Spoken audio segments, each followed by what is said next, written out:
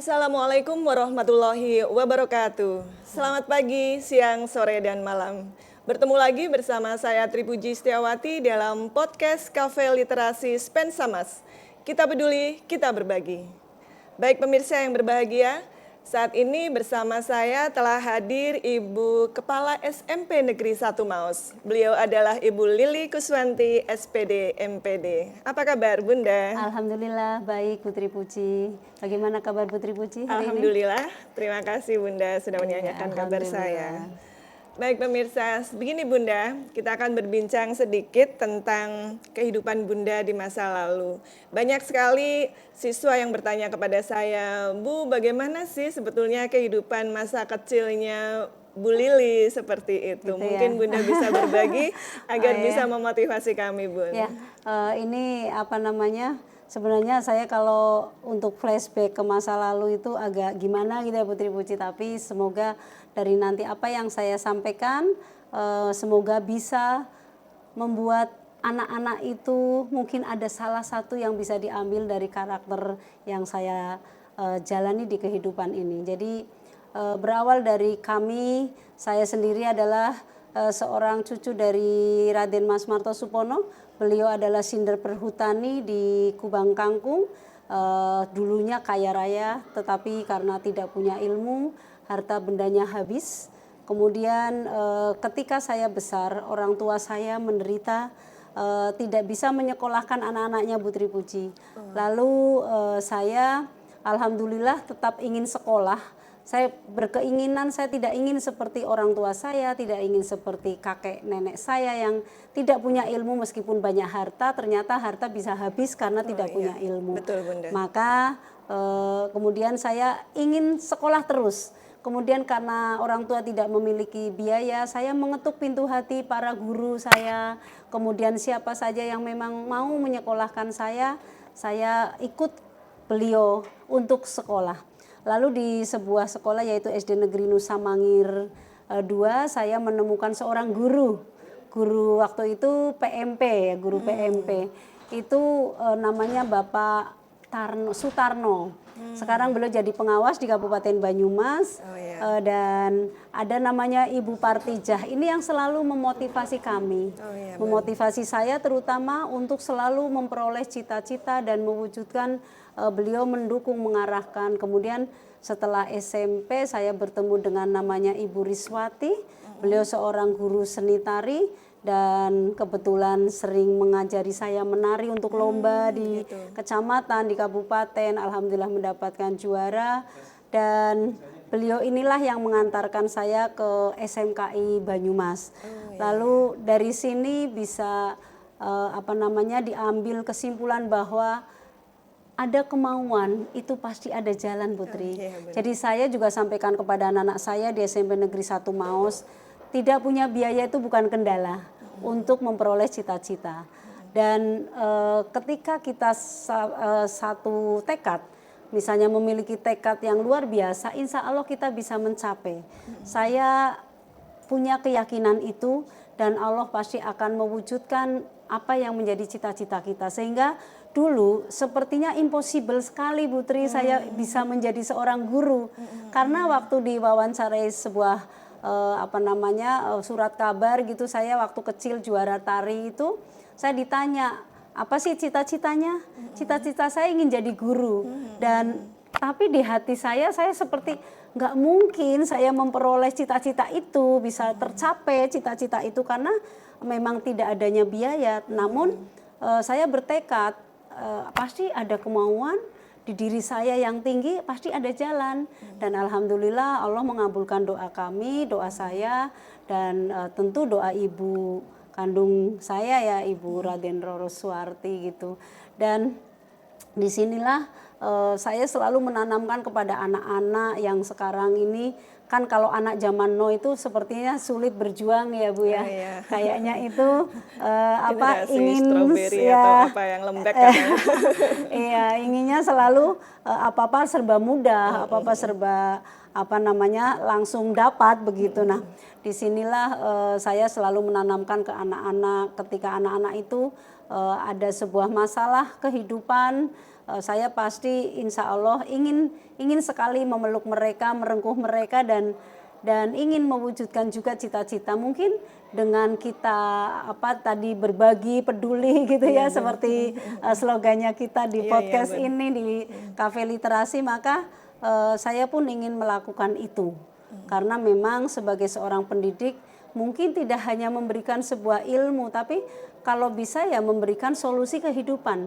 Mungkin Putri bisa bayangkan saat saya SD saya ikut guru SD, saya SMP saya ikut guru SMP, dan coba bayangkan ketika guru-guru tersebut tidak peduli dengan kehidupan saya, pasti saya tidak bisa seperti ini gitu, tidak bisa memperoleh cita-cita. Maka saya juga mengajak teman-teman pendidik di SMP 1 Maos terutama untuk peduli dan bisa berbagi kepada anak-anak, gitu Putri.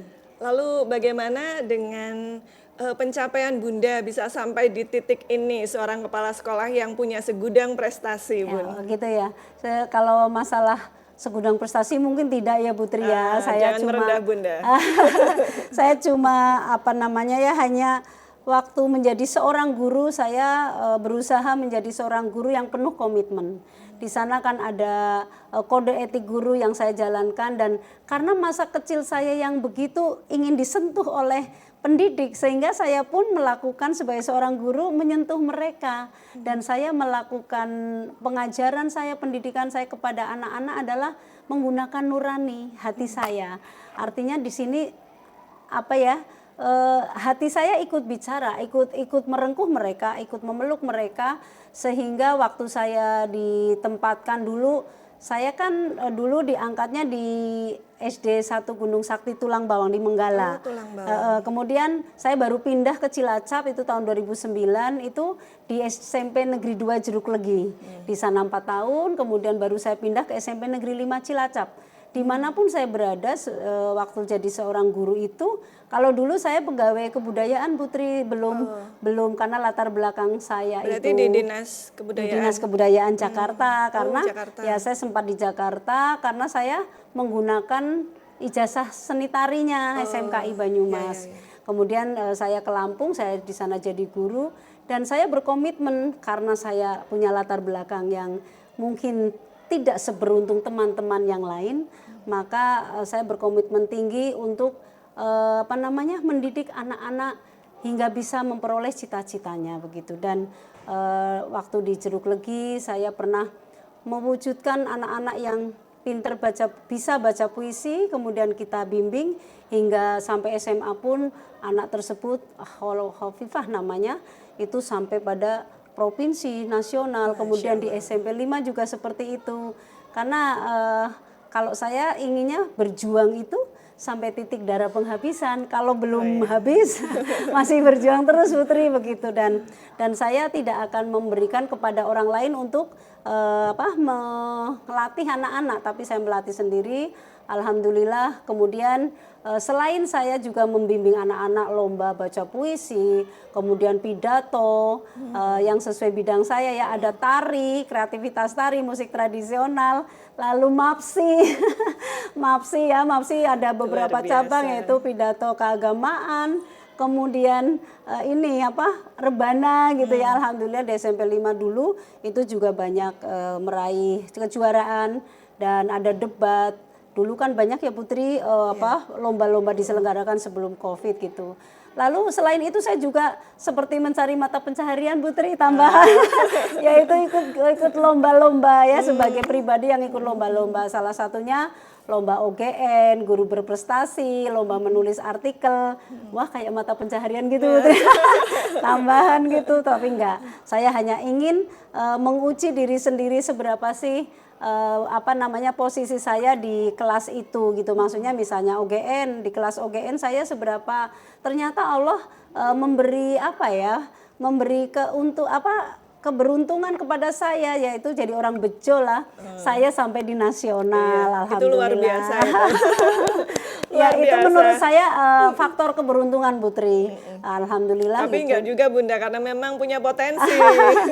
Ya mungkin gitu. Tapi kemudian saya lomba guru berprestasi juga alhamdulillah hingga provinsi, dan terakhir menulis artikel juga alhamdulillah. Jadi Jadi semua itu untuk mengukur diri di mana kita itu bisa enggak sih di kelasnya itu, di apa namanya, di bidang itu, di bidang kita sendiri, bidang Iya, bahasa betul. gitu Putri. Ya, saya juga tahu Bunda menulis beberapa buku ya. Mungkin Ya, bisa alhamdulillah diceritakan ya. Bun.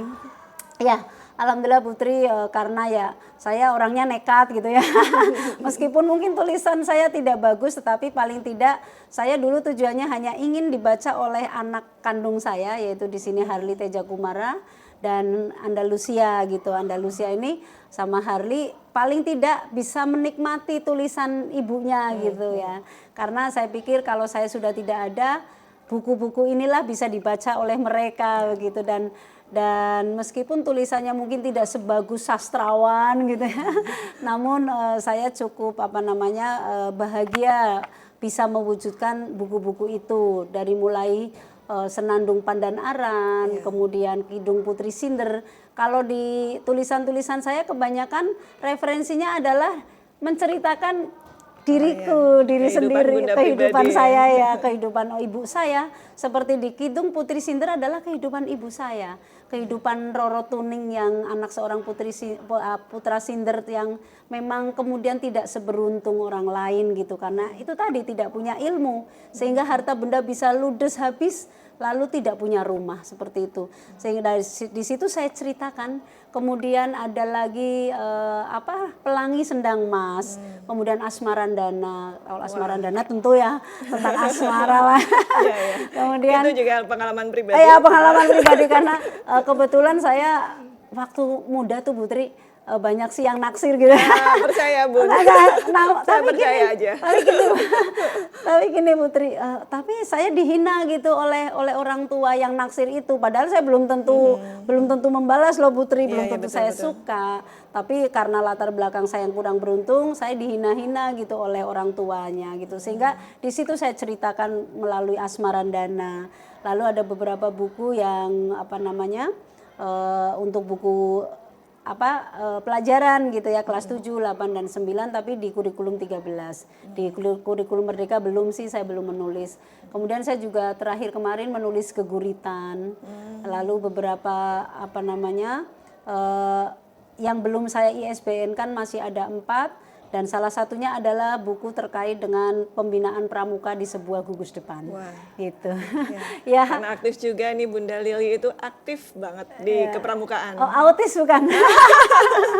Ya, karena kalau di kepramukaan saya punya misi sendiri, visi sendiri bahwa kalau seorang pribadi pramuka yang total ya, yang itu saya di situ karakternya akan bagus Putri terbentuknya gitu. Sehingga saya kan ingin dong ini seiring sejalan dengan kurikulum Merdeka di mana karakter itu utama gitu ya.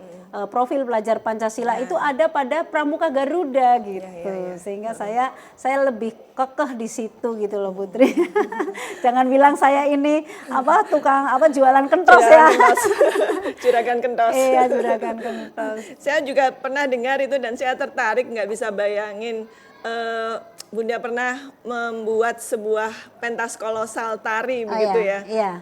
Iya Putri. Jadi selain saya memang di bidang bahasa, latar belakang pendidikan saya sebelumnya adalah SMKI Sendang Mas Banyumas. Jadi di mana karena saya 4 tahun menuntut ilmu di sana, paling tidak saya bisa menari, bisa menciptakan sebuah tari, itu hal yang wajar menurut saya, bukan begitu. keistimewaan. Tapi bisa membuat yang kolosal Ya, itu luar biasa. buat kolosal ini saya menimba ilmu waktu di Dinas Kebudayaan Jakarta dengan Sentot, dengan Retno Maruti, Eli Kasim, Eli Yudi yang dimana mereka adalah koreografer nasional. Saya menimba ilmu bersama mereka, ternyata kalau orang nasional itu enak loh Putri, diajak kerjasama gitu, nggak ngesok gitu.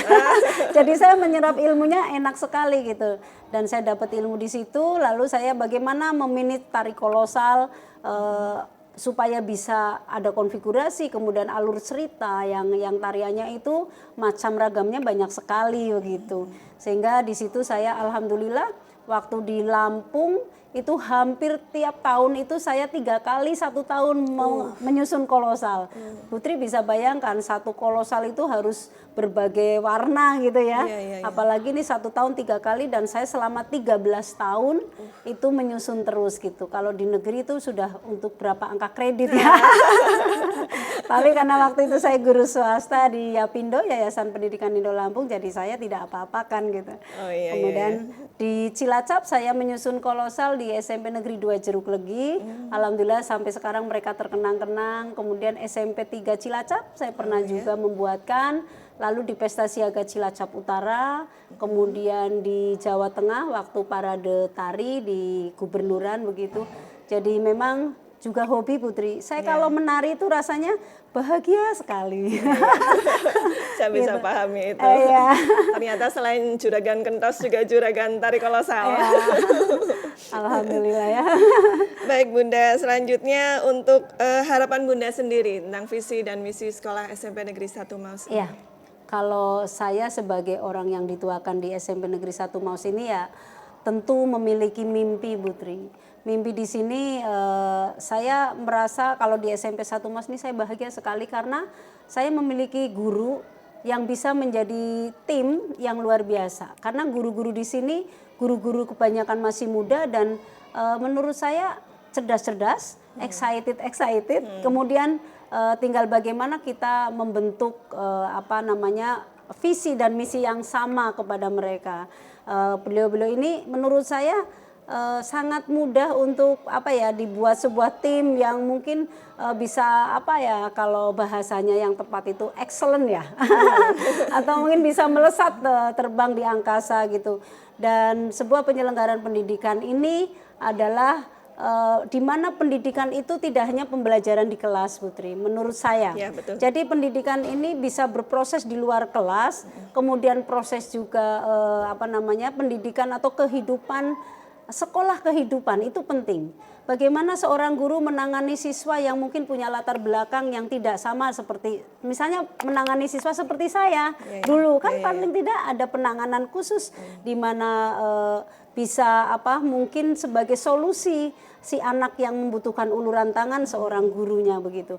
Sehingga saya ingin penyelenggaraan pendidikan di sini berbagai macam kegiatan terselenggara di sini. Sehingga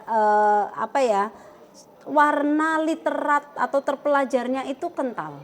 Itu kental dan saya juga selain itu saya ingin anak-anak ini terbentuk karakter, terutama itu karakter yang handal, yang luar biasa, yang semua guru bisa meneladani itu, mengarahkan itu, dan melalui penanganan-penanganan tentu kan ada saja anak yang mungkin memang menyimpang ya Putri. Iya dong, di sebuah lembaga pasti ada 1-2 lah yang anak mungkin tidak langsung patuh semua betul. Ada Putri ya pasti. Nah kita menangani khusus seperti itu dan melalui pendekatan-pendekatan menggunakan hati. Saya mengajak teman-teman di SMP 1 Maus di dalam pembelajaran dan di dalam menyampaikan materi atau keilmuannya itu menggunakan hati. Jadi menyentuh anak-anak menggunakan hati. Dan alhamdulillah saya melihat SMP 1 Maus ini dengan tim yang hebat di SMP 1 Maus, saya sudah merasakan bagaimana penyelenggaraannya ini sangat terpelajar. Dan kegiatan kepramukaan saya lihat sudah berbeda ya Putri. Iya, luar biasa. Pembinanya langsung masuk, bukan anak-anak DP yang bukan masuk ya. Diserahkan ke DP iya betul, tetapi pembinanya langsung masuk, langsung terjun dan alhamdulillahnya seluruh pembina di sini sudah bersertifikat KMD minimal, banyak yang KML juga. Saya senang sekali di sini, artinya bisa semua sesuai dengan undang-undang kepramukaan, kemudian sesuai dengan aturan di ADART-nya bahwa penyelenggaraan pendidikan kepramukaan juga punya sistem yang baik dan benar tentu. Ya, di sini dibenahi itu semua kan juga sejak kehadiran Bunda. Ya, alhamdulillah mungkin dulu juga dibenahi, namun mungkin belum tersentuh begitu dalam gitu Putri. Dan Putri mungkin bisa merasakan bahwa kehadiran saya membuat Putri sangat capek gitu. Ya mungkin Putri bisa merasakan bagaimana seorang Lili ini membuat para guru itu rasanya capek gitu ya mengikuti kegiatan ini kegiatan itu. Namun kalau kita lihat sekolah-sekolah di internasional, sekolah-sekolah nasional yang luar biasa itu yang memang selama ini terkenal, pasti juga akan seperti itu penyelenggaraannya. Bidang-bidang, masing-masing bidang itu berjalan berbarengan, tidak bergantian, tapi berbarengan. Begitu. Tapi mungkin kami sebagai guru juga merasa lebih nyaman, lebih percaya diri ketika sekolah ini punya nama yang harum, begitu kan, Bun? Gitu ya, alhamdulillah ya. Ya, kita sedikit demi sedikit, Putri, membenahi dan menggeser paradigma masyarakat terkait kalau sekolah SMP 1 MAUS itu tidak bagus gitu ya. Sedikit demi sedikit itu menggeser supaya apa sih yang membuat masyarakat bisa tertarik pada kami, dan alhamdulillah ya sudah adalah perkembangan itu, pergeseran itu gitu, Putri. Sedikit demi sedikit ya. Gitu.